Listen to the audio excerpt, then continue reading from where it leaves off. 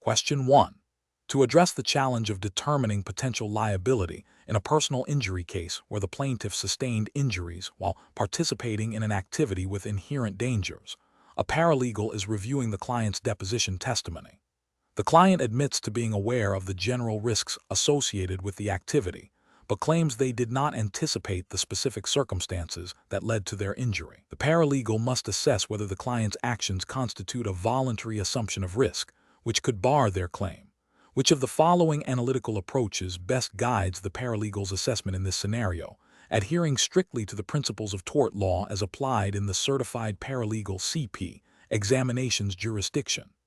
Option A. Investigate further to determine if the client had specific knowledge of the particular hazard that caused the injury and voluntarily chose to encounter it, understanding the nature and extent of that specific risk. Option B. Advise the client that since they were injured, the defendant is automatically liable, and assumption of risk is not a relevant defense in this jurisdiction. Option C. Prioritize the defendant's alleged negligence and assume that the client's actions, regardless of their awareness, are secondary to the defendant's duty of care. Option D.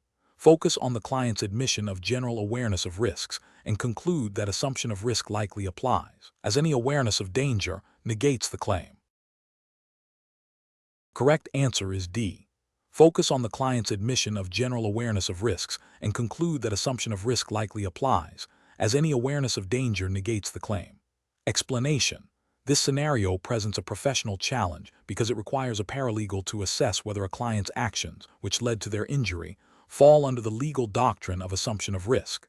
This doctrine, if proven, can act as a complete defense for the defendant, barring the plaintiff's recovery. The paralegal must distinguish between mere negligence on the part of the defendant and a situation where the plaintiff knowingly and voluntarily encountered a known danger.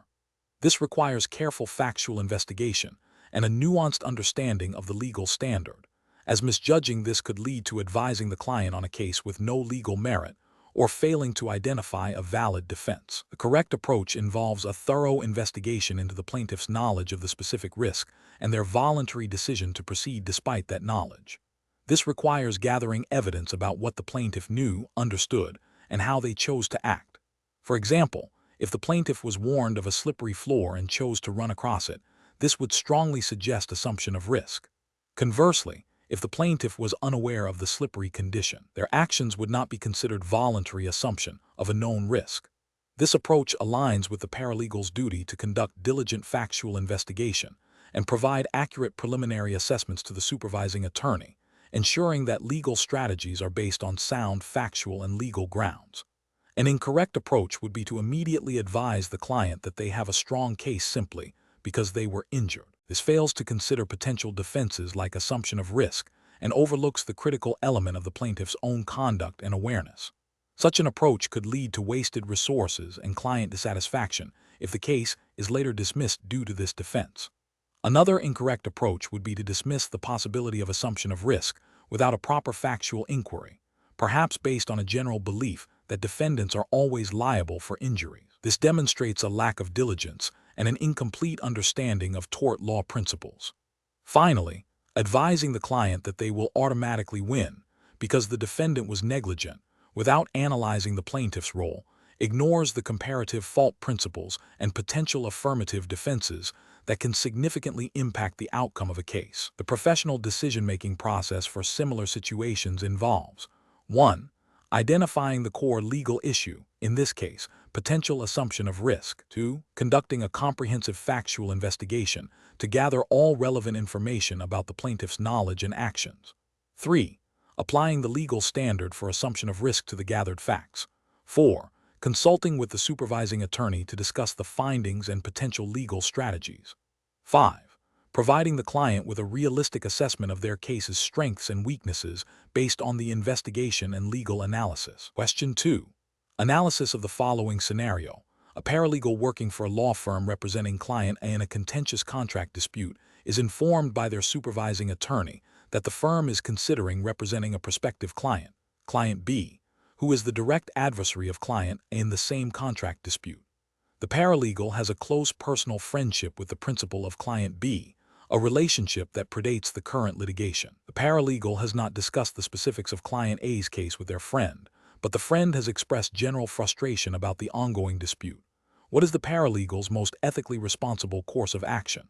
Option A.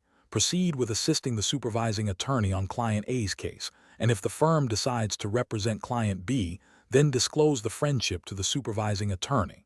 Option B. Inform the supervising attorney of the friendship, but continue to work on Client A's case, believing their personal objectivity is sufficient to avoid prejudice. Option C. Immediately disclose the personal friendship and the potential conflict to the supervising attorney and the firm's conflict counsel, and recuse themselves from any involvement in the representation of either Client A or the prospective Client B.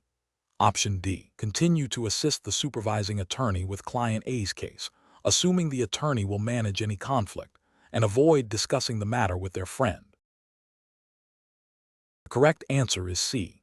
Immediately disclose the personal friendship and the potential conflict to the supervising attorney and the firm's conflict counsel, and recuse themselves from any involvement in the representation of either Client A or the prospective Client B. Explanation. This scenario presents a common and ethically challenging situation involving potential conflicts of interest and the duty of loyalty owed to clients. The paralegal's personal relationship with a prospective client, who is also an adversary to the paralegal's current client, creates a significant risk of compromising the paralegal's independent professional judgment and the confidentiality of client information. The core challenge lies in balancing the paralegal's personal relationships with their stringent professional obligations to current clients and the firm. The correct approach involves immediately disclosing the potential conflict to the supervising attorney and the current client, and then recusing oneself from any work related to the adversary. This approach is ethically sound because it prioritizes the client's interests and upholds the duty of loyalty. Specifically, ABA Model Rule 1.7 Conflict of interest. Current clients and its state-specific counterparts generally require lawyers, and by extension, paralegals acting under their supervision, to avoid representing clients where a concurrent conflict of interest exists, unless certain conditions are met, including informed consent, confirmed in writing, from each affected client. However, in situations where the conflict is so direct and the risk of prejudice so high, even informed consent may not be sufficient, and withdrawal from representation may be necessary. By recusing oneself, the paralegal ensures that their personal relationship does not influence their work or the firm's representation of the current client, and it allows the firm to assess and manage the conflict appropriately, potentially by assigning new counsel or declining representation of the prospective client.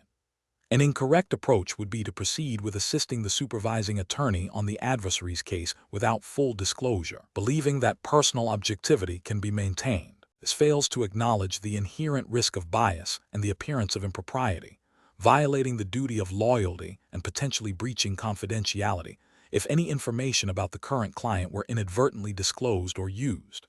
It also circumvents the requirement for informed consent from the current client.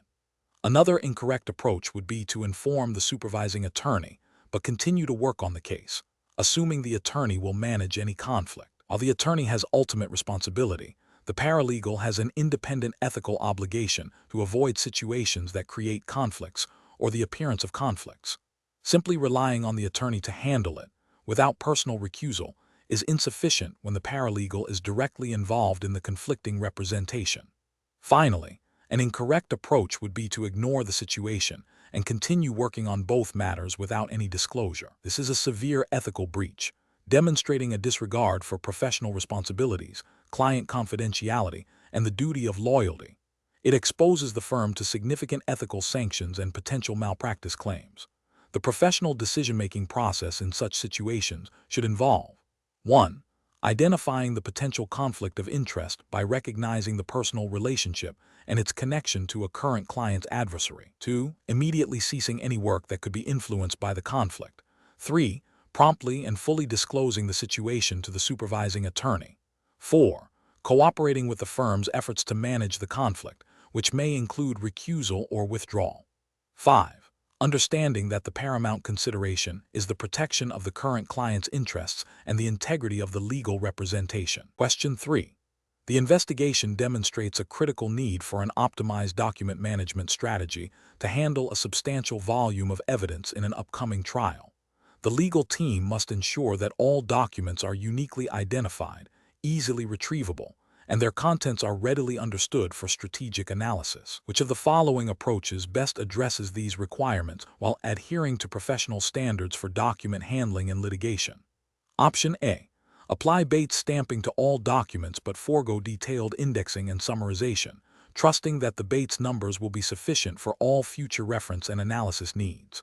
Option B. Utilize a manual numbering system for physical documents and store electronic files in a shared network drive without any specific indexing or metadata tagging.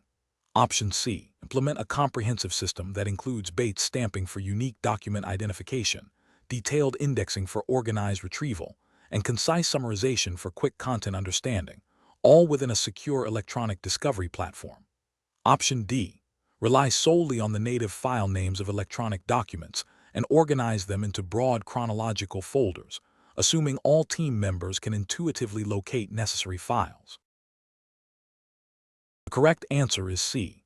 Implement a comprehensive system that includes Bates stamping for unique document identification, detailed indexing for organized retrieval, and concise summarization for quick content understanding, all within a secure electronic discovery platform. Explanation: the investigation demonstrates a common challenge in legal practice, managing a large volume of documents efficiently and accurately while adhering to strict procedural requirements.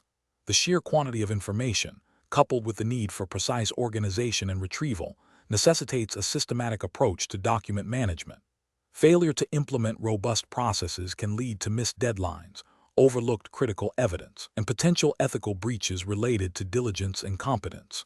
The professional challenge lies in balancing speed with accuracy, ensuring all documents are accounted for, properly identified, and readily accessible for legal analysis and presentation. The correct approach involves a multifaceted strategy that prioritizes systematic organization, accurate indexing, and clear summarization, all underpinned by Bates stamping for irrefutable document identification.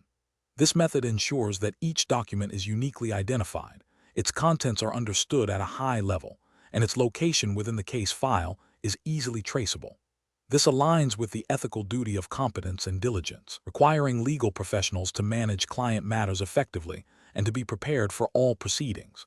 Specifically, Bates stamping provides a chronological and unique identifier for each page, crucial for discovery, production, and referencing in court filings, thereby preventing disputes over document integrity and sequence. Proper indexing and summarization facilitate efficient review and analysis, allowing legal teams to quickly identify relevant information and build their case strategy. An incorrect approach that focuses solely on electronic storage without proper indexing or Bates stamping fails to establish a clear chain of custody and makes retrieval of specific documents cumbersome and prone to error. This can lead to missed deadlines for discovery responses or an inability to locate critical evidence when needed, violating the duty of diligence. Another incorrect approach that prioritizes speed over accuracy by skipping thorough summarization and relying only on Bates stamping overlooks the analytical needs of the case. While Bates stamping ensures identification, it does not convey the substance of the document, hindering efficient legal review and strategy development, which can be seen as a failure in competence. A third incorrect approach that involves manual indexing without any form of Bates stamping creates a high risk of misidentification and duplication, making it difficult to track document versions and ensure the integrity of the evidence presented, potentially leading to inadvertent misrepresentations or discovery violations. Professional decision-making in document management should follow a framework that begins with understanding the scope and complexity of the case. This involves assessing the anticipated volume of documents, the nature of the evidence, and the procedural deadlines. The next step is to select and implement a document management system that supports Bates stamping, robust indexing, and efficient search capabilities. Training the legal team on the chosen system and establishing clear protocols for document handling, review, and summarization are crucial. Regular audits of the document management process should be conducted to ensure compliance and identify any potential issues.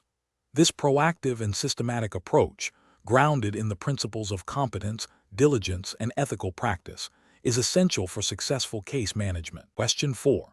During the evaluation of a potential breach of contract claim, a paralegal is reviewing correspondence between two parties, Party A sent a written offer to Party B on March 1st, proposing to sell a specific piece of equipment for $10,000, with acceptance to be communicated by March 15th.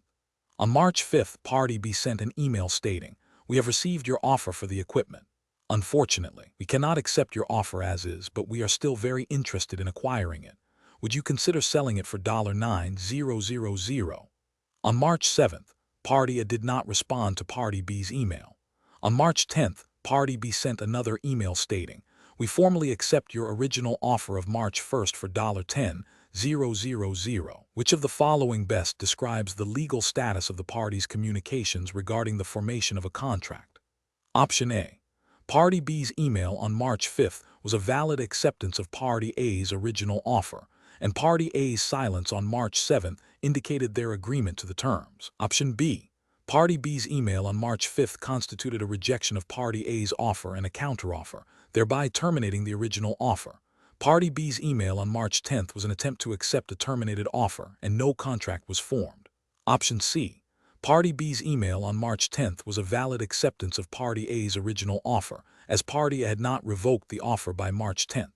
Option D. Party B's email on March 5th was merely an inquiry, and Party A's silence on March 7th constituted acceptance of Party B's proposed price of $9,000. Correct answer is B. Party B's email on March 5th constituted a rejection of Party A's offer and a counteroffer, thereby terminating the original offer. Party B's email on March 10th was an attempt to accept a terminated offer, and no contract was formed. Explanation: this scenario presents a common challenge in contract law where the timing and nature of communications can significantly impact the formation of an agreement. A paralegal must meticulously analyze the sequence of events and the legal definitions of offer, revocation, rejection, and counteroffer to advise their supervising attorney accurately. The professional challenge lies in distinguishing between a communication that terminates an offer and one that merely seeks clarification or proposes modifications, which could be construed as a counteroffer. Precise application of contract law principles is paramount to avoid misrepresenting the legal status of negotiations. The correct approach involves recognizing that the initial offer was unequivocally terminated by the offeree's clear rejection. Once an offer is rejected, it ceases to exist and cannot be accepted. The subsequent communication from the offeree, while expressing continued interest, did not revive the original offer. Instead, it constituted a new offer, which the original offerer is now free to accept or reject. This aligns with fundamental contract law principles that an offer, once rejected, is a nullity. An incorrect approach would be to consider the offeree's second communication as a valid acceptance of the original offer. This fails to acknowledge that rejection extinguishes the offer, rendering any subsequent attempt to accept it ineffective. Another incorrect approach would be to view the offeree's second communication as a mere inquiry or request for clarification. While some inquiries might not terminate an offer, the language used in this scenario, "We cannot accept your offer as is," clearly indicates a definitive refusal, not a request for more information. Treating this as a continuing offer would violate the principle that a clear rejection terminates the offerer's power of acceptance. Finally, incorrectly assuming the offerer's silence after the offeree's second communication constitutes acceptance would be a significant legal error, as silence generally does not amount to acceptance in contract law unless specific prior dealings or circumstances establish such a convention. Professionals should approach such situations by first identifying the initial offer and its terms. Then they must carefully examine each subsequent communication to determine if it constitutes a valid acceptance, a rejection, a revocation if made by the offerer, or a counteroffer. The precise language used is critical. If a communication clearly indicates a refusal to accept the terms of the offer, it is a rejection. If it proposes different terms, it is a counteroffer. The paralegal's role is to apply these definitions rigorously to the facts presented, providing a clear and legally sound analysis to their supervising attorney. Question 5. Market research demonstrates that a significant number of small businesses struggle with accurately reflecting their negotiated terms in written contracts due to oversight or miscommunication. A client, the owner of a small manufacturing company, approaches your supervising attorney with a signed contract for the supply of specialized components. The client states that during negotiations was explicitly agreed that the supplier would provide a minimum of 1, 0.000 units per month, with a penalty clause for failure to meet this minimum. However, the final written contract, which the client signed without a thorough final review, states a minimum of only 500 units per month and lacks any penalty clause.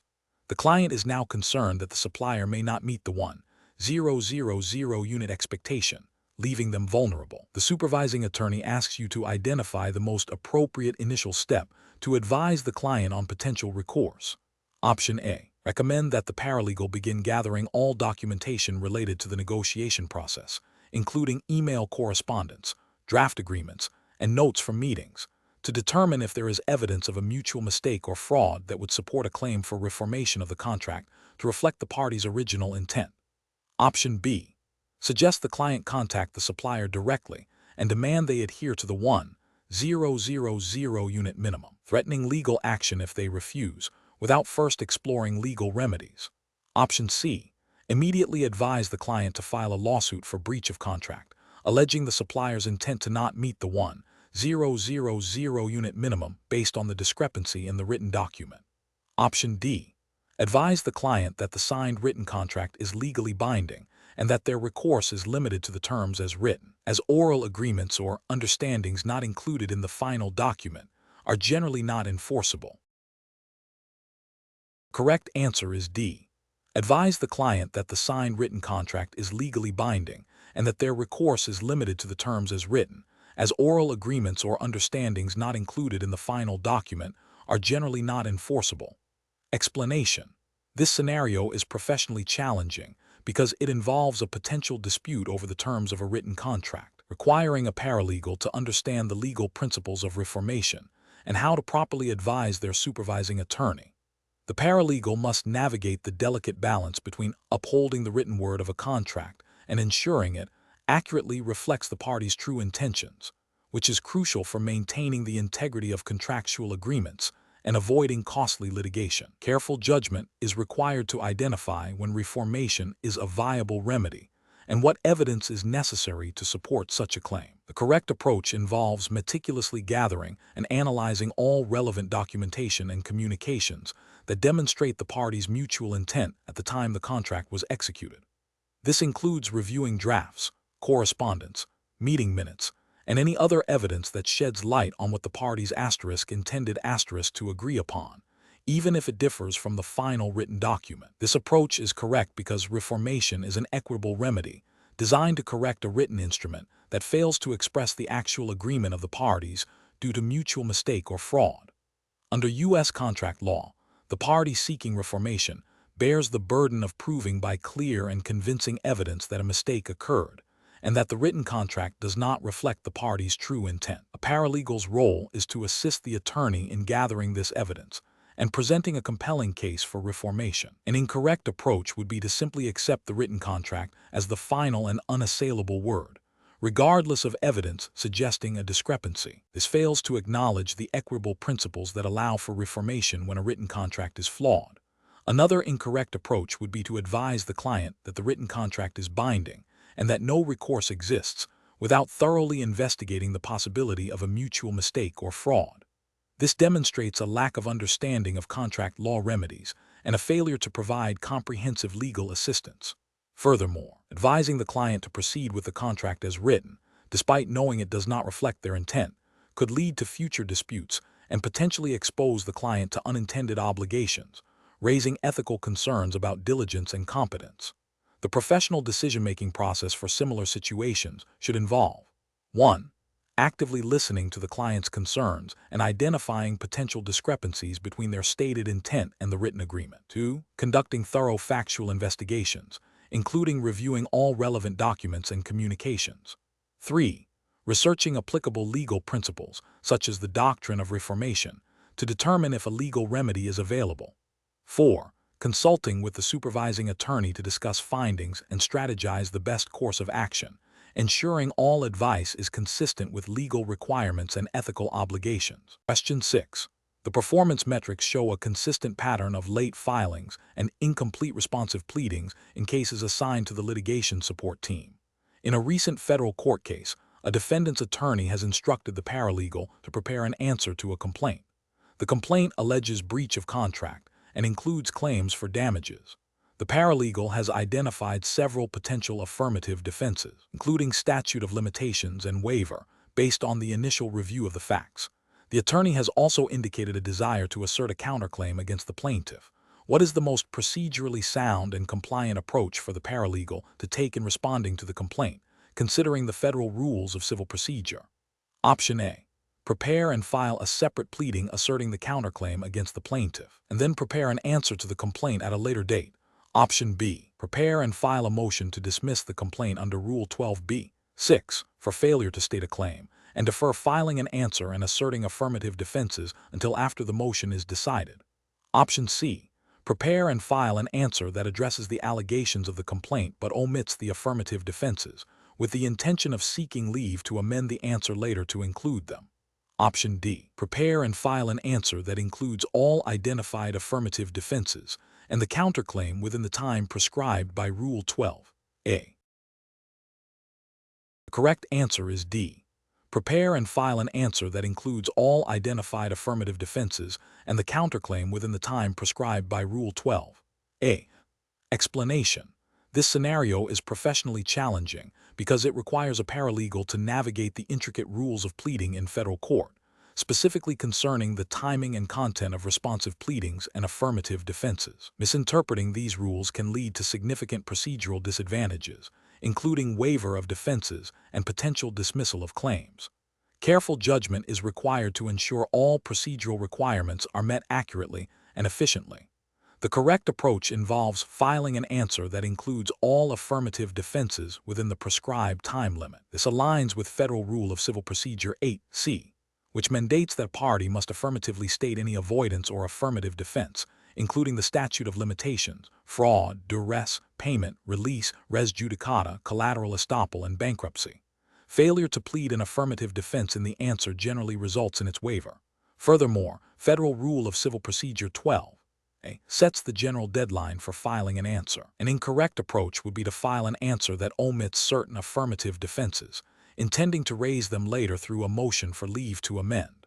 While amendments are sometimes permitted, they are not guaranteed, and courts may deny leave if the amendment would cause undue delay or prejudice to the opposing party, or if the defense is futile. Relying on a later amendment to cure an omission in the initial answer is procedurally risky and can be seen as a failure to comply with the pleading requirements. Another incorrect approach would be to file a motion to dismiss under Rule 12b-6 for failure to state a claim, without addressing the substantive allegations of the complaint in an answer and without raising affirmative defenses. While a motion to dismiss can be a valid procedural tool, it does not substitute for the requirement to file an answer and assert affirmative defenses when appropriate.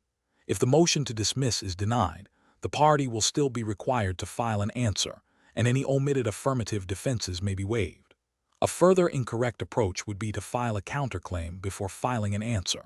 Under Federal Rule of Civil Procedure 13, counterclaims are typically asserted in an answer or a separate pleading filed as an answer. Filing a counterclaim as a standalone document before responding to the complaint is procedurally irregular and may not be considered a proper assertion of the counterclaim, potentially leading to its waiver or requiring a motion to file it out of time. The professional reasoning process for similar situations involves a thorough review of the complaint, identification of all potential affirmative defenses based on the facts and applicable law, and strict adherence to the federal rules of civil procedure regarding the timing and content of responsive pleadings. Paralegals should consult with the supervising attorney to ensure all strategic and procedural considerations are addressed before filing any pleading. Question 7. Comparative studies suggest that when tasked with researching a novel legal issue for a complex litigation matter, a paralegal's effectiveness is significantly influenced by their chosen legal research methodology. Given the need to identify controlling and persuasive authority efficiently and comprehensively, which of the following approaches would best satisfy the paralegal's duty of competence and ensure thoroughness? Option A. Utilizing a combination of targeted keyword searches with Boolean operators and citation searching within a reputable legal research platform. Option B. Relying exclusively on Google Scholar to identify relevant statutes and case law due to its perceived ease of access. Option C. Conducting a broad keyword search across multiple legal databases without employing Boolean operators or citation checking. Option D. Performing citation searching on a single, randomly selected case without first conducting foundational keyword research. The correct answer is C. Conducting a broad keyword search across multiple legal databases without employing Boolean operators or citation checking. Explanation. Scenario analysis. This scenario is professionally challenging because a paralegal must efficiently and accurately locate relevant legal authority to support a client's case. Misinterpreting the scope of a search or employing an ineffective methodology can lead to missed critical precedents, wasted billable hours, and ultimately, a disservice to the client. The paralegal must balance the need for comprehensive research with the practical constraints of time and resources, requiring careful judgment in selecting the most appropriate research tools and techniques. Correct approach analysis.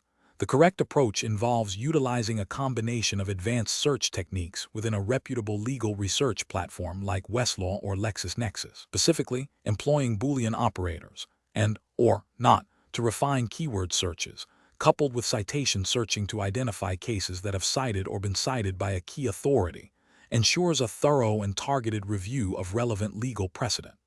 This methodology is ethically mandated by the duty of competence, requiring paralegals to conduct diligent research to adequately represent their clients. Professional guidelines for paralegals emphasize the importance of using appropriate research tools and techniques to identify all controlling and persuasive authority. Incorrect approaches analysis. Relying solely on a broad keyword search without Boolean operators or citation checking is an insufficient approach.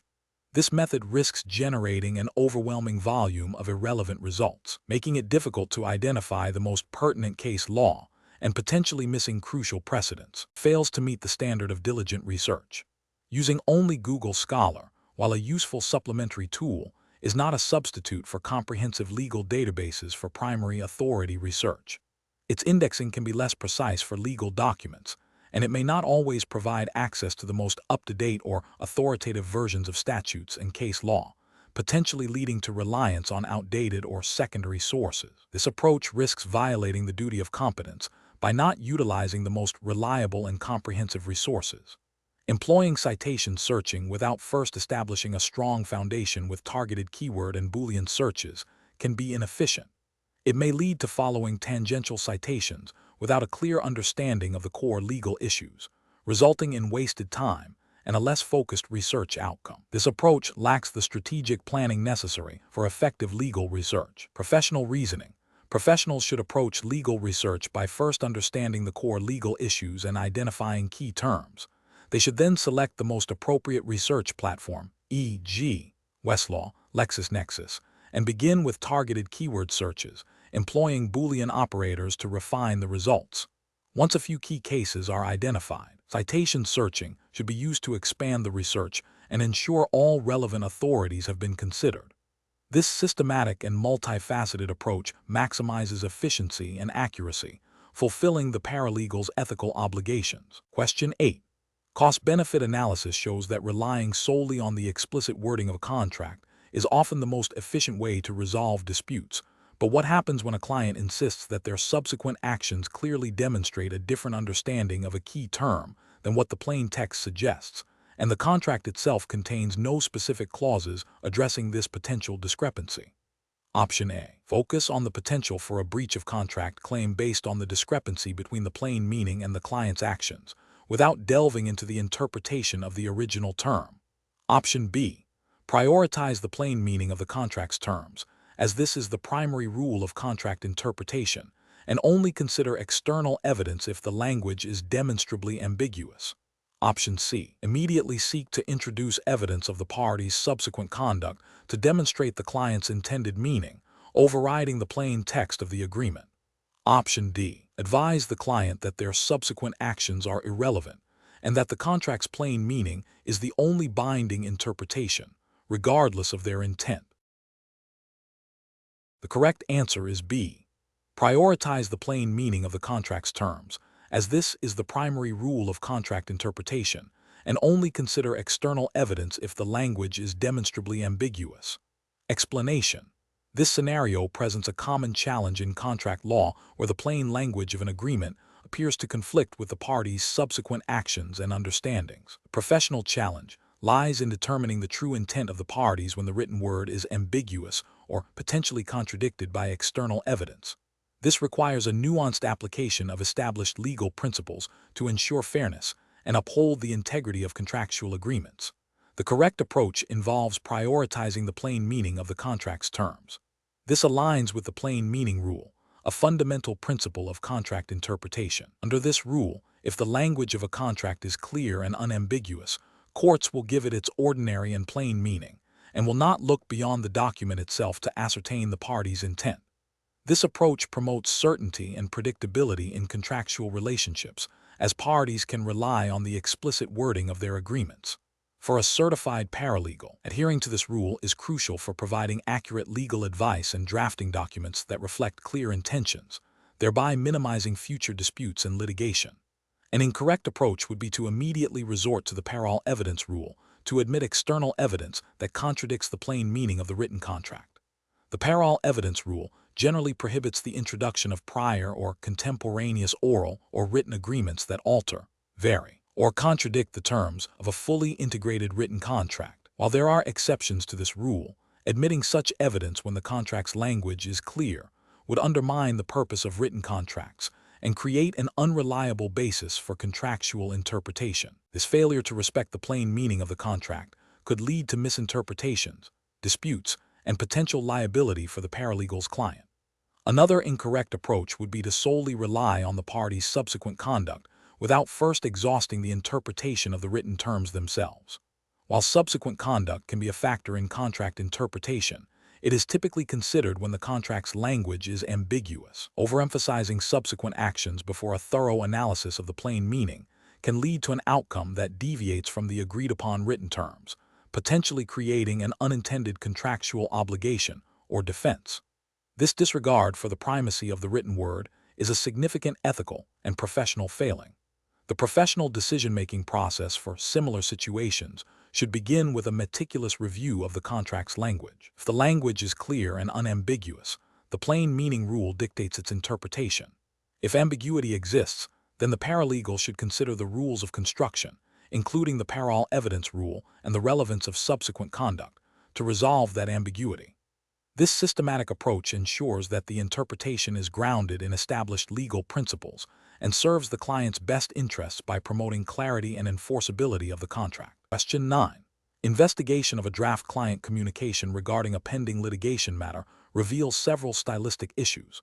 The paralegal must revise the communication to ensure it adheres to the Certified Paralegal (CP) exam standards for legal writing. Which of the following revision strategies best exemplifies these standards? Option A. Introducing more descriptive adjectives and adverbs to make the communication more engaging for the client. Option B. Replacing all instances of heretofore and hereinafter with simpler synonyms like before and after, ensuring each sentence flows logically and eliminating any redundant phrases. Option C. Retaining all legal jargon to ensure absolute precision, even if it makes the communication difficult for the client to understand. Option D. Focusing solely on correcting grammatical errors without addressing sentence structure or word choice. Correct answer is B. Replacing all instances of heretofore and hereinafter with simpler synonyms like before and after, ensuring each sentence flows logically and eliminating any redundant phrases. Explanation. This scenario presents a common challenge for paralegals, drafting a legal document that is both accurate and accessible to a non-legal audience, while strictly adhering to the Certified Paralegal (CP) exam's emphasis on clarity, conciseness, objectivity, organization, grammar, and punctuation. The professional challenge lies in balancing the need for precise legal terminology with the requirement for plain language, ensuring that the document serves its intended purpose without introducing ambiguity or misinterpretation. Careful judgment is required to select the most appropriate language and structure that upholds legal accuracy while promoting understanding. The correct approach involves meticulously reviewing the draft for any jargon that could be simplified without losing legal meaning, ensuring smooth transitions between paragraphs for logical flow, and eliminating redundant phrases or sentences. This approach prioritizes the CP exam's core principles by focusing on clear, concise, and objective language, supported by impeccable grammar and punctuation. This aligns with the ethical duty to provide competent representation and to communicate effectively, ensuring that clients and other parties can understand the legal implications of the document. An incorrect approach that relies heavily on complex legal terminology without explanation fails to meet the clarity and conciseness requirements. This can lead to misinterpretation, potentially harming the client's interests and violating the paralegal's duty of care. Another incorrect approach that uses overly casual or subjective language undermines the objectivity and professionalism expected in legal writing. This can introduce bias, weaken the document's persuasive power, and create an unprofessional impression. Finally, an approach that neglects proper grammar and punctuation, even if the content is legally sound, demonstrates a lack of attention to detail and can create confusion or suggest a lack of diligence, which is unacceptable in legal practice. Professionals should approach such situations by first understanding the intended audience and purpose of the document. They should then draft with a focus on the core principles of legal writing: clarity, conciseness, objectivity, organization, grammar, and punctuation. A critical step is to revise and proofread rigorously, seeking to simplify complex ideas, eliminate unnecessary words, ensure a logical structure, and correct any errors. If unsure about the best way to phrase a legal concept for a lay audience, consulting with the supervising attorney is a prudent professional decision. Question 10. Governance review demonstrates that a paralegal supporting counsel in a civil trial is tasked with preparing for the presentation of evidence. The paralegal has identified several documents that, while potentially persuasive, may be challenged on grounds of hearsay and relevance.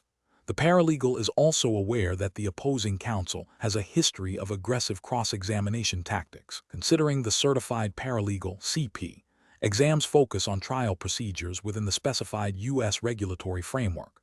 Which of the following approaches best reflects the paralegal's responsibilities in this scenario? Option A. Advise the attorney to withhold any documents that might face hearsay objections, prioritizing a smooth presentation of evidence over potentially contentious but valuable exhibits, and to instruct witnesses to answer only direct questions. Option B. Advise the attorney to present all potentially relevant documents, regardless of hearsay objections, and to prepare witnesses for aggressive questioning by anticipating and coaching them on how to respond to challenging questions. Option C. Research and identify all applicable rules of evidence regarding hearsay exceptions and relevance, and prepare a detailed memorandum for the attorney outlining which documents are likely admissible and the legal basis for their admissibility, along with strategies for handling potential objections and preparing witnesses for anticipated cross-examination. Option D. Suggest to the attorney that the paralegal directly engage with opposing counsel to negotiate the admissibility of the documents, bypassing formal court procedures to streamline the evidence presentation. The correct answer is B. Advise the attorney to present all potentially relevant documents, regardless of hearsay objections, and to prepare witnesses for aggressive questioning by anticipating and coaching them on how to respond to challenging questions. Explanation. This scenario presents a professional challenge because it requires a paralegal to navigate the delicate balance between zealous advocacy for their client and adherence to the strict procedural rules governing trial conduct.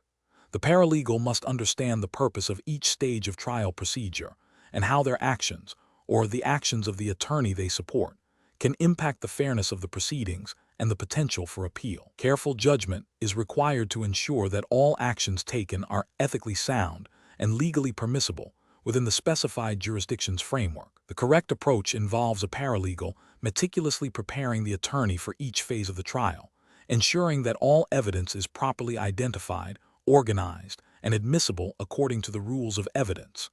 This includes thorough research into relevant case law and statutes governing jury selection, opening statements, witness examination, and closing arguments. The paralegal's role is to support the attorney in presenting a compelling case while strictly adhering to procedural rules, thereby upholding the integrity of the judicial process and protecting the client's interests. This aligns with the ethical obligations of legal professionals to act with diligence and competence, and to represent clients within the bounds of the law. An incorrect approach would be to advise the attorney to introduce evidence that is known to be inadmissible, such as hearsay without a recognized exception, or to misrepresent facts during opening statements or closing arguments. Such actions would violate the rules of evidence and professional conduct, potentially leading to sanctions, mistrial, or adverse judgments. Another incorrect approach would be to fail to adequately prepare witnesses for examination, leading to confusion, contradictory testimony, or the introduction of prejudicial information. This demonstrates a lack of diligence and competence, failing to uphold the paralegal's duty to support the attorney effectively and ethically. Professional reasoning in such situations requires a paralegal to adopt a proactive and meticulous approach. This involves understanding the specific rules of procedure and evidence applicable in the relevant jurisdiction, anticipating potential challenges, and providing the attorney with well-researched and organized materials. When faced with ethical dilemmas or procedural uncertainties, the paralegal should consult with the supervising attorney and relevant ethical guidelines to ensure all actions are appropriate and defensible. The ultimate goal is to contribute to a fair and just outcome by ensuring the trial is conducted according to established legal standards. Question 11. The efficiency study reveals that paralegal teams are experiencing delays in case initiation due to challenges in drafting initial complaints that satisfy all pleading requirements. A paralegal is tasked with drafting a complaint for a client alleging breach of contract and seeking monetary damages. The client is a resident of California, and the defendant is a resident of Nevada. The contract was entered into and performed in California. The paralegal has gathered all relevant documents and client statements. Which of the following approaches to drafting the complaint best adheres to the requirements for effective complaint drafting, focusing on jurisdictional allegations, factual allegations, and the prayer for relief, as mandated by the federal rules of civil procedure? Option A. Draft the complaint by focusing solely on the factual allegations of the breach, assuming the court will infer jurisdiction from the nature of the dispute. Option B. Draft the complaint by alleging the parties' residences, specifying the basis for diversity jurisdiction, detailing the key terms of the contract, outlining the specific actions constituting the breach, and clearly stating the exact amount of monetary damages sought. Option C. Draft the complaint by alleging the parties' residences, broadly stating that a contract was breached and requesting general damages without specifying an amount. Option D. Draft the complaint by stating the parties' residences, generally alleging that a contract existed and was breached, and requesting all damages the client has suffered. The correct answer is D. Draft the complaint by stating the parties' residences, generally alleging that a contract existed and was breached, and requesting all damages the client has suffered. Explanation. This scenario presents a common challenge in legal practice, ensuring a complaint meets all jurisdictional and substantive pleading requirements to withstand a motion to dismiss. The professional challenge lies in balancing the need for specificity in factual allegations with the strategic considerations of not revealing too much information prematurely, all while strictly adhering to the governing procedural rules. Careful judgment is required to draft a complaint that is both legally sufficient and strategically sound. The correct approach involves meticulously drafting each element of the claim, including precise jurisdictional allegations, a clear and concise statement of facts supporting each cause of action, and a well-defined prayer for relief that accurately reflects the client's desired outcome. This approach is best professional practice because it directly addresses the requirements of Rule 8 of the Federal Rules of Civil Procedure, or equivalent state rules, which mandates that a complaint include a short and plain statement of the grounds for the court's jurisdiction, a short and plain statement of the claim showing that the pleader is entitled to relief, and a demand for judgment. Adhering to these rules minimizes the risk of dismissal for failure to state a claim or lack of subject matter jurisdiction, thereby protecting the client's interests and promoting judicial efficiency. An approach that omits specific jurisdictional facts, such as the basis for diversity jurisdiction or the existence of a federal question, fails to establish the court's authority to hear the case. This is a direct violation of pleading requirements and can lead to dismissal for lack of subject matter jurisdiction. Another incorrect approach, which includes overly vague or conclusory factual allegations without providing sufficient detail to plausibly state a claim, also risks dismissal under Rule 12b. 6, for failure to state a claim upon which relief can be granted. This demonstrates a lack of understanding of the pleading standards, such as those articulated in Bell Atlantic Corp. v. Toombley and Ashcroft v. Iqbal, which require more than mere labels and conclusions or a formulaic recitation of the elements of a cause of action. Finally, a prayer for relief that is inconsistent with the alleged facts or seeks remedies not supported by law is procedurally flawed and can lead to confusion or an inability to obtain the desired outcome, potentially prejudicing the client. The professional reasoning process for drafting a complaint should begin with a thorough understanding of the client's factual narrative and the applicable substantive law. This understanding must then be translated into the specific pleading requirements of the governing jurisdiction's rules of civil procedure. A paralegal should systematically address each required element: jurisdiction, factual allegations supporting each cause of action, and the appropriate relief, reviewing the complaint against the relevant rules and case law, and consulting with the supervising attorney are critical steps to ensure accuracy and sufficiency. Question 12. The review process indicates a commercial lease agreement where a clause regarding reasonable wear and tear is open to interpretation, and your client is the tenant, not the party that drafted the lease. The landlord is asserting a broad interpretation of this clause to claim damages beyond what your client believes is fair. Which approach to interpreting this ambiguous term is most consistent with established legal principles for protecting your client's interests? Option A. Interpret the term reasonable wear and tear by considering common industry standards for commercial leases, as this reflects typical expectations between landlords and tenants. Option B. Interpret the term reasonable wear and tear by seeking an immediate amendment to the lease to clarify its meaning, without first analyzing the existing ambiguity.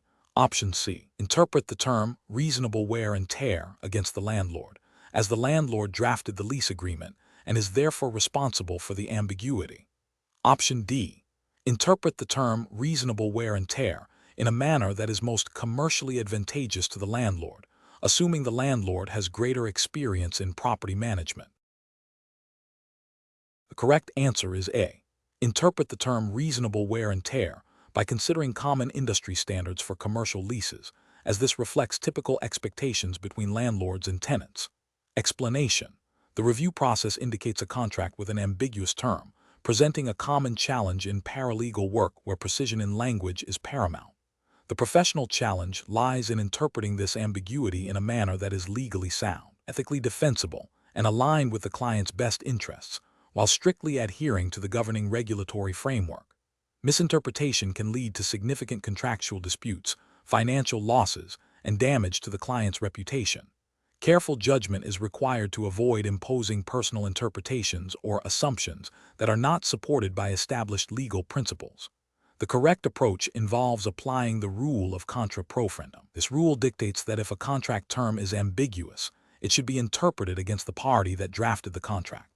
This principle serves to protect the weaker party from unfair terms that may have been overlooked or misunderstood due to the drafting party's superior position or control over the language. Applying contra profundum ensures that the drafting party bears the risk of any ambiguity they introduced, promoting fairness and clarity in contractual relationships. This aligns with the paralegal's ethical duty to provide competent representation and to act in the best interests of their client, particularly when that client is the non-drafting party. An incorrect approach would be to interpret the ambiguous term based on industry custom or common practice, without first attempting to resolve the ambiguity through other established rules of construction, such as considering the contract as a whole or the plain meaning of the words. While industry custom can be a factor in contract interpretation, it should not supersede the explicit rule of contra profundum when ambiguity exists, and the client is the non-drafting party. This approach fails to adequately protect the client from potentially unfavorable interpretations that the drafting party might seek to impose. Another incorrect approach would be to interpret the ambiguous term in a way that favors the drafting party, perhaps based on a belief that the drafting party is more sophisticated or that their interpretation is more commercially reasonable. This directly violates the principle of contra profundum and could be seen as a failure to competently represent the client's interests. It introduces bias and undermines the fairness that the rule of contra profundum is designed to uphold. A final incorrect approach would be to ignore the ambiguity altogether and proceed with the contract as if the term were clear, or to seek clarification from the drafting party, without first conducting a thorough legal analysis of the ambiguity and its potential interpretations under established rules of construction. This demonstrates a lack of diligence and a failure to identify and address potential risks for the client. The professional decision-making process for similar situations should begin with a thorough review of the contract to identify any potentially ambiguous terms. Once identified, the paralegal must research and apply the relevant rules of construction, prioritizing those that offer the most protection to their client, such as contra pro frontum when applicable. This involves understanding the drafting history and the relative bargaining power of the parties, if ascertainable. The paralegal should then advise the client on the potential interpretations and risks associated with the ambiguity, recommending a course of action that best safeguards the client's interests, always within the bounds of ethical and regulatory compliance. Question 13. The assessment process reveals a paralegal conducting a client interview for a complex civil litigation matter. The paralegal is faced with a client who is visibly distressed and hesitant to share details. Which of the following approaches best demonstrates professional best practice in establishing rapport, eliciting information, active listening, and note-taking within the regulatory framework for certified paralegals? Option A. Begin by explaining the purpose of the interview and the importance of full disclosure. Then ask direct, closed-ended questions to efficiently gather key facts, taking detailed verbatim notes throughout. Option B. Focus on quickly obtaining the client's contact information and a brief overview of the situation. Then offer preliminary thoughts on potential legal strategies to reassure the client of the firm's capabilities. Option C. Start with a brief, friendly introduction to build rapport.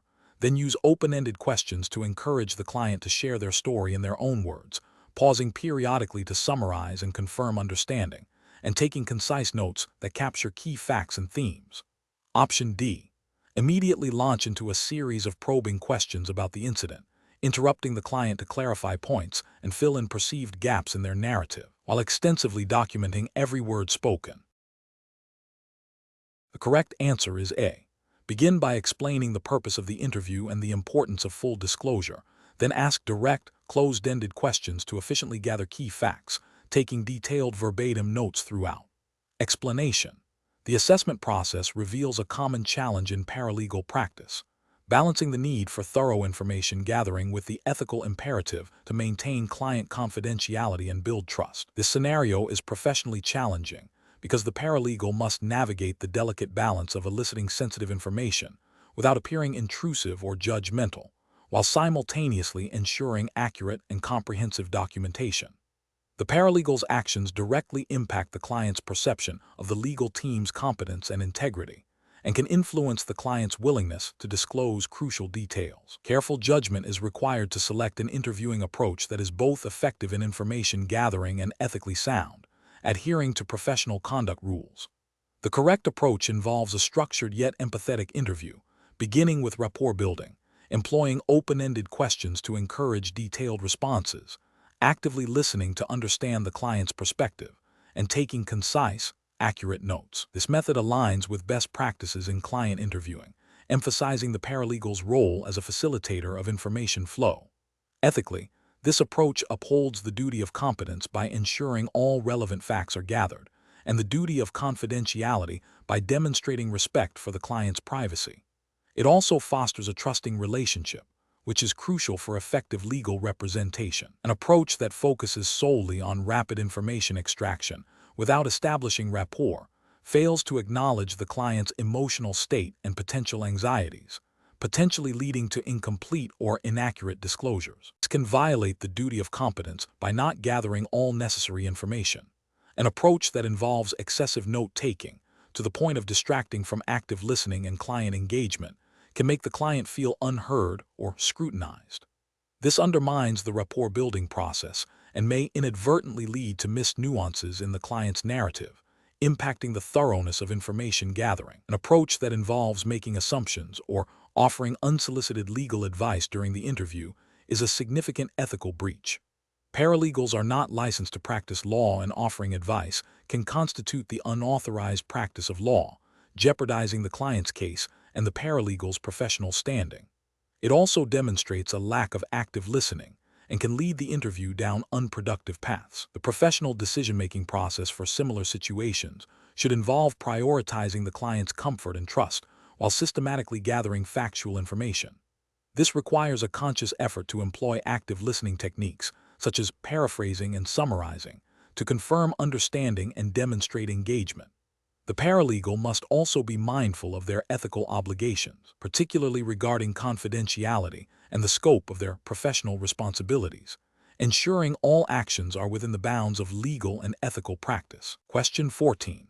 Assessment of a client's proposed agreement reveals a clause that requires the client to waive their right to sue for any damages arising from the other party's gross negligence. The client, eager to secure the deal, states they are willing to sign it as is. What is the most appropriate course of action for a certified paralegal CP in this situation? Option A. Assume the clause is valid because it was included in a standard form contract provided by the other party's legal department. Option B. Advise the client that while the clause may be legally questionable, the final decision to sign rests with them, and then document the client's instruction and the potential risk for attorney review. Option C. Inform the client that since they are willing to sign, the contract is valid and enforceable, and proceed with preparing the agreement for signature. Option D. Recommend that the client immediately seek independent legal counsel to review the clause, as it may be unenforceable and against public policy. The correct answer is B. Advise the client that while the clause may be legally questionable, the final decision to sign rests with them, and then document the client's instruction and the potential risk for attorney review. Explanation. This scenario is professionally challenging because it requires a paralegal to identify and assess potential illegality in a contract, which can have significant legal and financial consequences for the client. A paralegal must exercise careful judgment to distinguish between a contract that is merely unfavorable and one that is void or voidable due to public policy violations or unconscionability.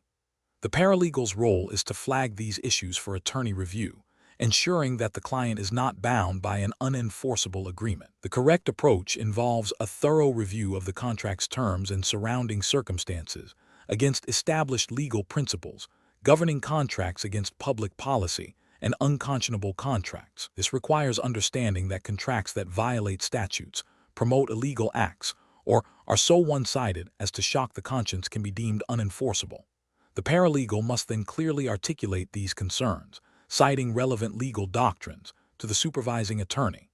This approach is correct because it directly addresses the core duty of a paralegal to assist in legal research and analysis, identify potential legal problems, and communicate these findings effectively to an attorney for proper legal strategy and advice.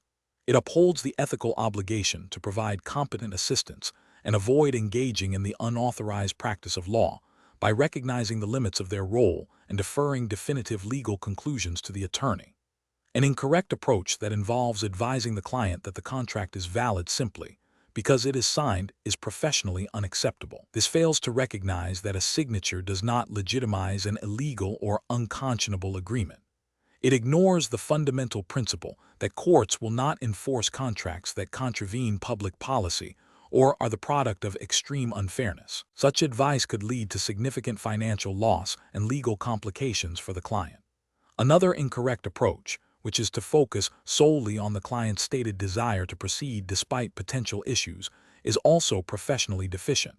While client autonomy is important, a paralegal's duty includes flagging legal risks. Ignoring potential unenforceability because the client wishes to proceed is a failure to identify and communicate material legal risks, potentially exposing the client to future litigation and unenforceable obligations.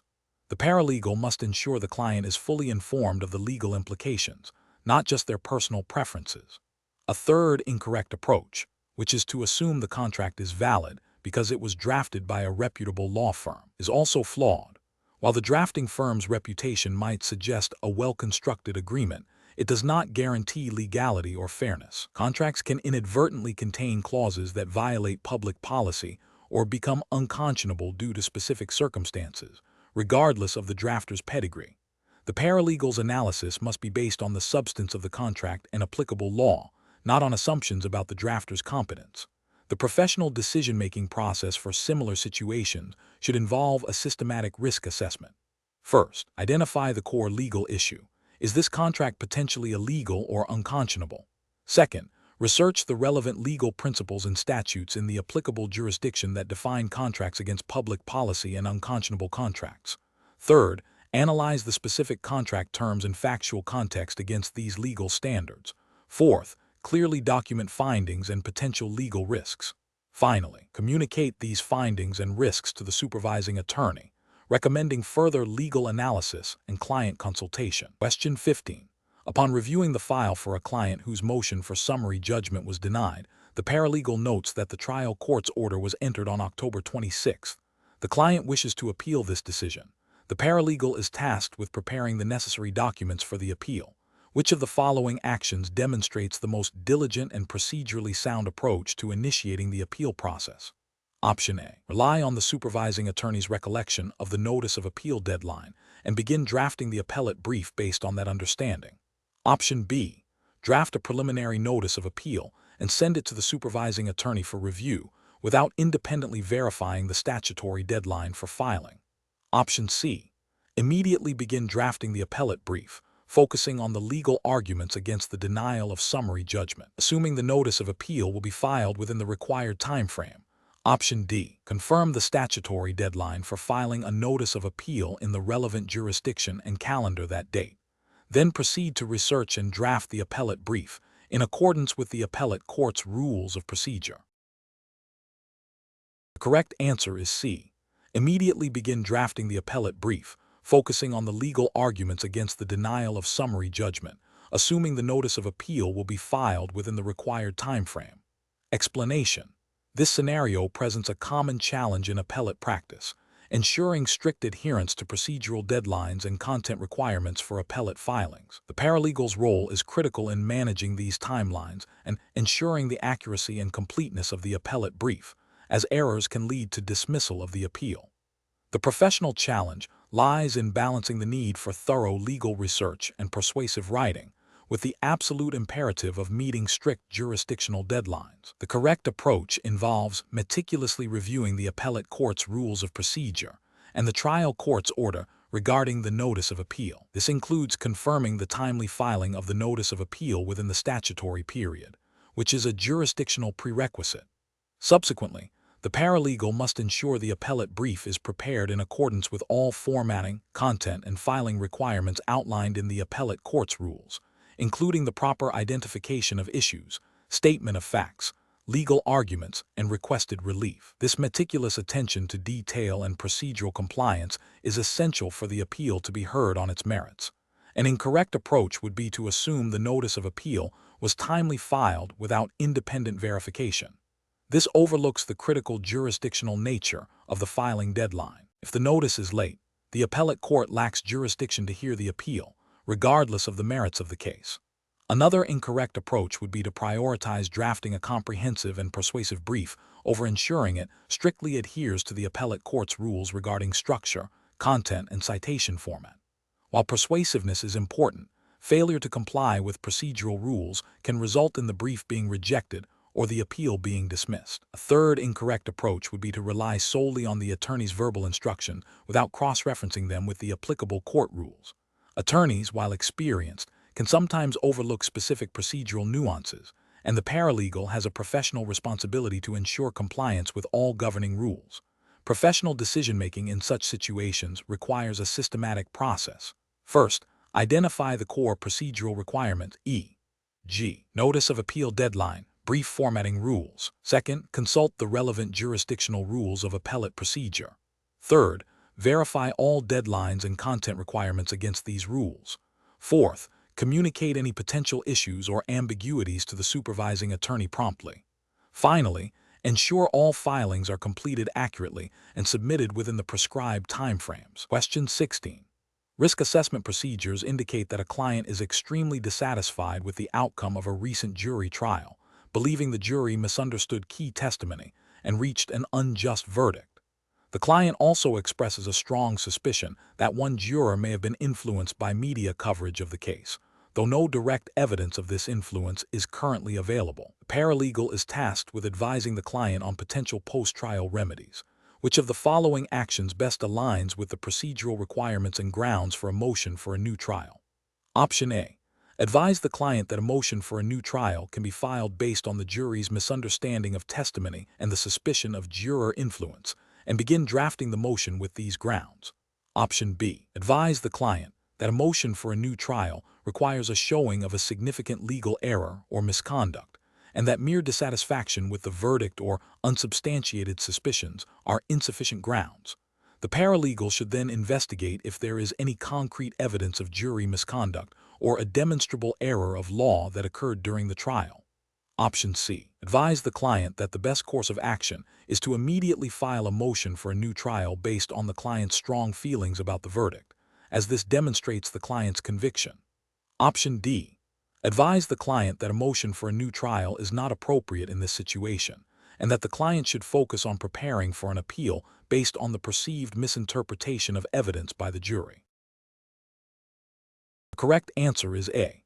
Advise the client that a motion for a new trial can be filed based on the jury's misunderstanding of testimony and the suspicion of juror influence, and begin drafting the motion with these grounds. Explanation. This scenario presents a common challenge in post-trial litigation, where a party seeks to overturn a jury's verdict. The professional challenge lies in accurately identifying and applying the specific grounds for a motion for a new trial under the relevant procedural rules, distinguishing between mere dissatisfaction with the outcome and legally cognizable error.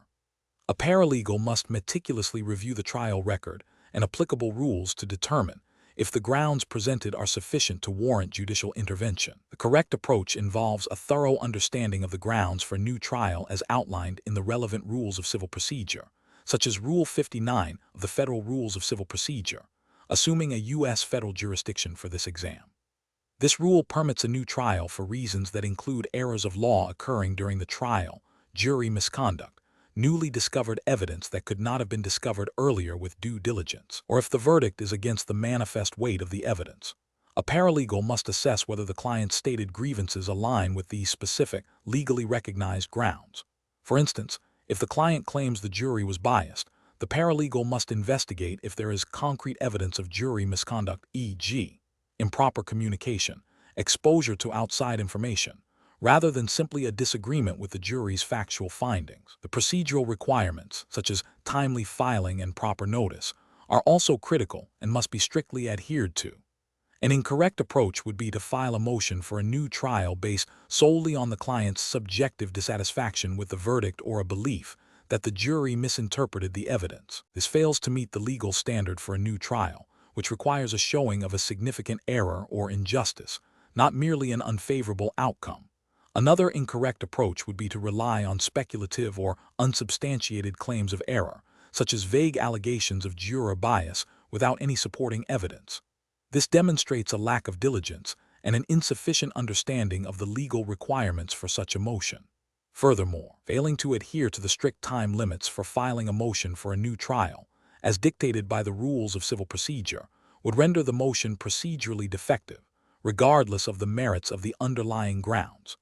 The professional decision-making process for similar situations should begin with a comprehensive review of the client's concerns and a thorough examination of the trial record. The paralegal must then cross-reference these concerns with the specific grounds for a new trial permitted by the governing rules of civil procedure. If the client's concerns align with a recognized ground, the paralegal must gather all available evidence to support each element of that ground.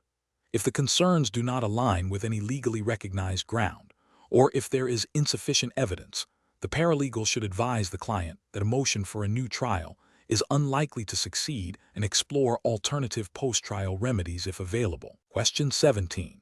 Performance analysis shows that a paralegal is tasked with responding to a set of interrogatories in a complex civil litigation matter governed by the U.S. Federal Rules of Civil Procedure. Several interrogatories request detailed communications between the client and their former legal counsel regarding the subject matter of the lawsuit. The paralegal believes these communications are protected by the attorney-client privilege. Which of the following is the most appropriate course of action for the paralegal to recommend to the supervising attorney? Option A. Advise the client to refuse to answer any interrogatories that inquire about communications with legal counsel without formally objecting through the paralegal. Option B. Produce all communications between the client and former counsel to avoid potential sanctions for obstruction of discovery, as the interrogatories are broad. Option C. Object to the interrogatories on the grounds of attorney-client privilege, specifically identifying the nature of the communications being withheld, e.g., communications concerning legal advice regarding the contract dispute, without revealing the privileged content itself, and state that such communications are privileged and not discoverable. Option D. Object to the interrogatories on the grounds of attorney-client privilege, stating that the communications are privileged and confidential, and therefore not discoverable without further elaboration. The correct answer is D. Object to the interrogatories on the grounds of attorney-client privilege, stating that the communications are privileged and confidential, and therefore not discoverable without further elaboration. Explanation. This scenario is professionally challenging because it requires a paralegal to navigate the delicate balance between fulfilling discovery obligations and protecting privileged information within the strict confines of U.S. federal discovery rules. The paralegal must not only understand the mechanics of interrogatories, but also the nuances of objection formulation and the scope of permissible discovery. Failure to object correctly can lead to waiver of objections, while over-objectioning can result in sanctions. The paralegal's judgment is critical in identifying relevant information, distinguishing it from privileged content, and articulating objections in a manner that is both legally sound and strategically advantageous for the client. The correct approach involves meticulously reviewing each interrogatory, identifying any that seek information protected by attorney-client privilege or work product doctrine, and then drafting specific, well-founded objections. These objections must clearly state the basis for withholding the information, e.g., objection, privileged and confidential attorney-client communication, and where applicable, provide a concise description of the nature of the information being withheld without revealing the privileged content itself. This adheres to Federal Rule of Civil Procedure 26b, 1, regarding the scope of discovery, and Rule 33b, 4, concerning the specificity of objections. It also upholds the paralegal's ethical duty to assist in the lawful and ethical conduct of litigation. An incorrect approach would be to broadly object to all interrogatories on the grounds of overbreadth or undue burden, without specific factual or legal support. This fails to comply with Rule 33b, 4, which requires objections to be stated with specificity. Such generic objections are often overruled by courts and can be seen as an attempt to obstruct discovery. Another incorrect approach is to provide a canned response that simply states information is privileged without further explanation, which may not be sufficient to apprise the requesting party of the basis for the objection. A third incorrect approach is to produce privileged information to avoid making objections, which is a direct violation of the duty to protect client confidences and privileges. Professional decision-making in such situations requires a systematic process. First, thoroughly understand the client's case and the information sought by the interrogatories. Second, identify any potential privilege or protection that may apply to the requested information. Third, consult with the supervising attorney to confirm the applicability of privilege and to strategize the best method for responding, including the specific wording of objections. Fourth, draft the objections and responses in strict accordance with the Federal Rules of Civil Procedure and any applicable local rules, ensuring clarity, specificity, and legal accuracy. Question 18. Implementation of a dispute resolution strategy for a complex commercial disagreement requires a paralegal to assess the most effective path forward for their client. The client has expressed a desire for a swift and cost-effective resolution, but is also concerned about maintaining a working relationship with the opposing party. The paralegal has identified negotiation, mediation, and arbitration as potential avenues. Which of the following represents the most appropriate initial step for the paralegal to take in advising their client? Option A. Advise the client that negotiation is the only viable option given their desire for a cost-effective outcome. Option B. Initiate arbitration proceedings on behalf of the client, assuming that arbitration is inherently more efficient than other methods. Option C. Facilitate a discussion with the client to explore their objectives and explain the implications of negotiation, mediation, and arbitration, allowing the client to make an informed decision. Option D. Recommend proceeding directly to binding arbitration to ensure a definitive and swift resolution. The correct answer is D. Recommend proceeding directly to binding arbitration to ensure a definitive and swift resolution. Explanation. This scenario presents a professional challenge due to the paralegal's dual role as an advocate for their client and a facilitator of a resolution. The paralegal must navigate the client's instructions while also understanding the procedural and ethical boundaries of negotiation, mediation, and arbitration. The core challenge lies in advising the client on the most appropriate dispute resolution method that aligns with their objectives and the nature of the dispute, while also adhering to the rules of professional conduct and the specific jurisdictional framework governing paralegal practice. Careful judgment is required to ensure the client's interests are protected without overstepping the paralegal's authorized scope of practice. The correct approach involves a thorough understanding of the client's goals and the dispute's characteristics to recommend the most suitable dispute resolution mechanism. This requires the paralegal to analyze the strengths and weaknesses of negotiation, mediation, and arbitration in the context of the specific case. The paralegal should then present these options to the client, explaining the implications of each, and ultimately acting on the client's informed decision. This aligns with the ethical duty to provide competent representation and to communicate effectively with the client, ensuring the client makes informed decisions about their legal matter. The paralegal's role is to facilitate the client's chosen path, not to unilaterally decide or impose a resolution.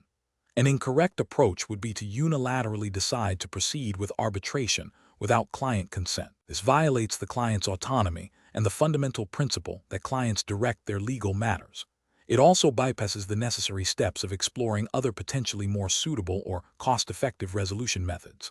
Another incorrect approach would be to solely focus on negotiation, ignoring the potential benefits of mediation or arbitration, thereby limiting the client's options and potentially leading to a less favorable outcome. Furthermore, advising the client to engage in arbitration without fully explaining its binding nature and the waiver of certain rights would be a significant ethical and professional failing, as it would prevent the client from making a truly informed decision. Professional decision-making in such situations requires a systematic process. First, fully understanding the client's objectives, risk tolerance, and desired outcomes. Second, assessing the nature of the dispute, the relationship between the parties, and the potential for amicable resolution. Third, researching and understanding the procedural rules, costs, and enforceability of different dispute resolution methods available within the governing jurisdiction. Fourth, clearly and comprehensively explaining these options to the client, including the advantages and disadvantages of each, and the paralegal's role in each process. Finally, acting strictly in accordance with the client's informed instructions. Question 19. Which approach would be most appropriate for a paralegal who, during a confidential client interview, overhears the client making statements that suggest they intend to cause serious harm to a third party, and the paralegal is unsure if this falls under an exception to attorney-client privilege? Option A. Directly contact the third party or their legal representative to warn them of the client's stated intentions. Option B. Discuss the client's statements with another paralegal in the firm who is not working on the case to get their opinion. Option C. Ignore the client's statements, assuming they are not serious or do not fall under any exceptions to confidentiality. Option D. Discreetly inform the supervising attorney of the client's statements without revealing the privileged content, allowing the attorney to assess the situation and determine the next steps. Correct answer is D. Discreetly inform the supervising attorney of the client's statements without revealing the privileged content, allowing the attorney to assess the situation and determine the next steps. Explanation. This scenario presents a common ethical dilemma for paralegals, requiring a careful balance between client confidentiality and the need to address potential harm. Challenge lies in navigating the attorney-client privilege and the work product doctrine, while also considering broader ethical obligations. The paralegal must recognize that, while these doctrines protect sensitive information, they are not absolute and can have exceptions, particularly when serious harm is imminent.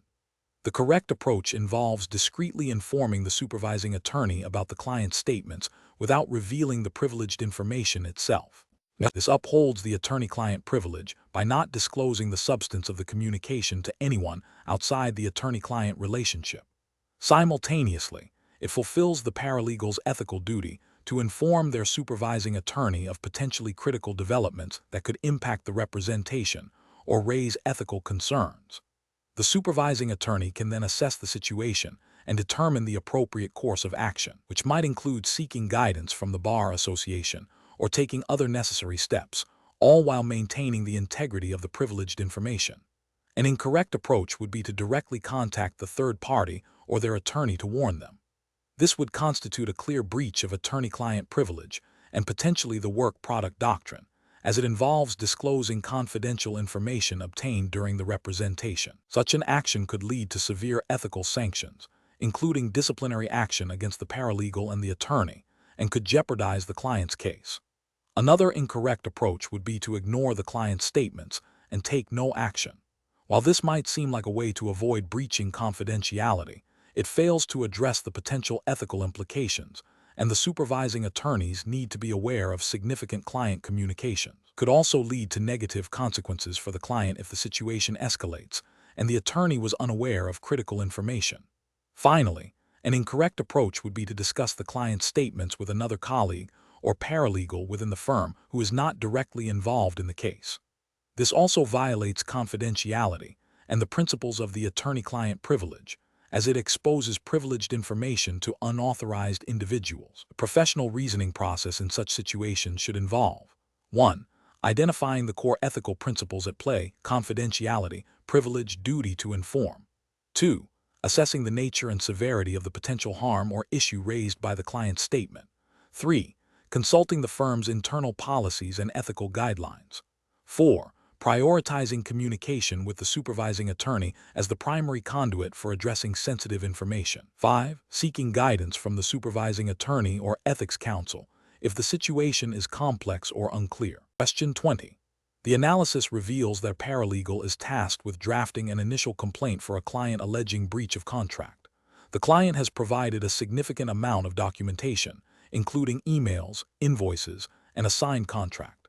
The paralegal must ensure the complaint is legally sufficient, factually accurate, and persuasively written to establish the client's claim. Which of the following approaches best fulfills these requirements while adhering to ethical obligations? Option A. Draft the complaint by focusing solely on the most damaging emails and invoices, omitting any details that might suggest partial performance or potential defenses, to create the strongest initial impression. Option B.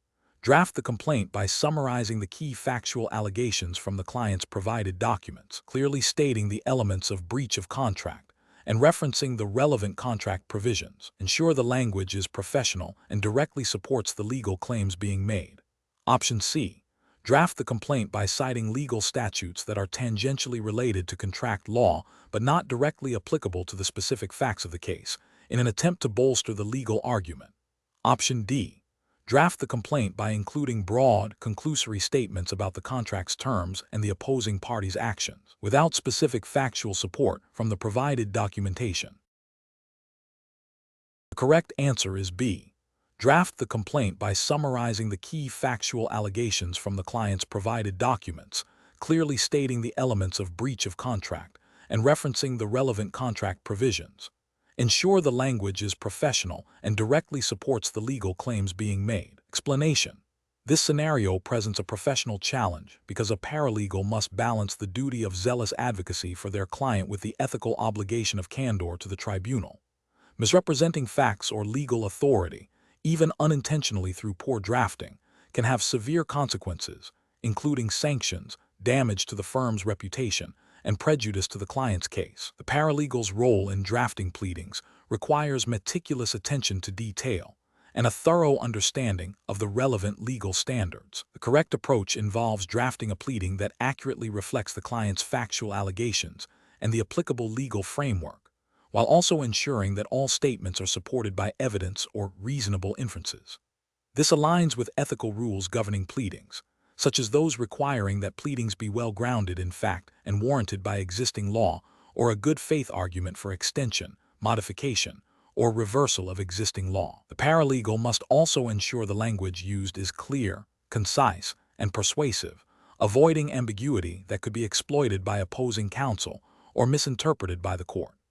An incorrect approach that omits crucial factual details necessary to establish a prima facie case would fail to meet the pleading requirements and could lead to a motion to dismiss. This is a failure to adequately represent the client's interests and a potential violation of the duty to present a case effectively. Another incorrect approach that misstates or mischaracterizes the controlling legal precedent would violate the duty of candor to the tribunal. Courts expect legal arguments to be presented accurately, and misrepresenting authority undermines the integrity of the judicial process. This could result in sanctions against the attorney and paralegal and damage the credibility of the firm. A third incorrect approach that uses overly aggressive or inflammatory language while attempting to be persuasive could alienate the court and opposing counsel, hindering the client's case. While persuasive writing is important, it must remain professional and respectful of the court and the legal process. This approach risks violating rules of professional conduct regarding conduct before the tribunal. The professional reasoning process for similar situations involves a thorough review of the factual record, a comprehensive understanding of the relevant substantive and procedural law, and a commitment to ethical drafting standards. Paralegals should always seek clarification from their supervising attorney when uncertain about factual accuracy, legal interpretation, or appropriate tone. The goal is to draft documents that are both legally sound and ethically compliant, effectively advancing the client's position without compromising the integrity of the legal system.